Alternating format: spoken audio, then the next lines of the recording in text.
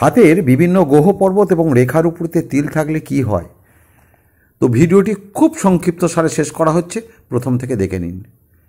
যদি আয়ুরেখার উপর তিল থাকে তাহলে সেই বয়সটিতে এসে কঠিন রোগ, শোক বা অ্যাক্সিডেন্ট বোঝায়। শিরোরেখাতে যদি তিল থাকে তাহলে সেই বয়সটিতে এসে মানসিক অশান্তি যোগ বোঝায়।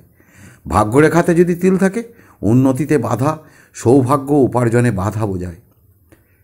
যদি হৃদয় রেখাতে তিল থাকে তাহলে প্রেম, প্রীতি ইত্যাদির বিষয়ে বিপরীত লিঙ্গের কাছ থেকে সবসময় কষ্ট এবং আত্মীয় স্বজনদের কাছ থেকেও কষ্ট বা আঘাত বোঝায়। স্বাস্থ্য রেখার উপরেতে তিল থাকলে নানা ধরনের শারীরিক কষ্ট হতে পারে। বিবাহ রেখাতে তিল থাকলে বিবাহে বাধা, অশান্তি, মনোকষ্ট বোঝায়।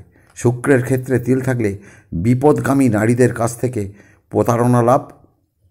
আর বুধের ক্ষেত্রে তিল থাকলে চৌর্যবৃত্তি, সততা, প্রতারণা ইত্যাদির যোগ বোঝায়।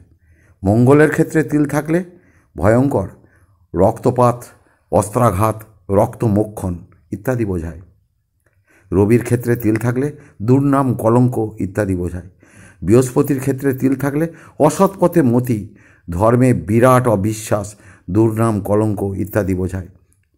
চন্দ্রের ক্ষেত্রে যদি তিল থাকে শান্তির অভাব, অর্থাৎ মনে অশান্তি, মনোকষ্ট ইত্যাদিকেই বোঝায়।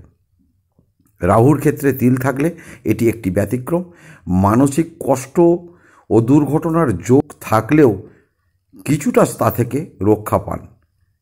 ক্ষেত্রটাই একটুখানি ব্যতিক্রম থাকে। যাই হোক বন্ধু, ভিডিওটি যদি ভালো লাগে লাইক, কমেন্ট, শেয়ার করবেন এবং চ্যানেলটিকে সাবস্ক্রাইব করে পাশে থাকবেন। ধন্যবাদ।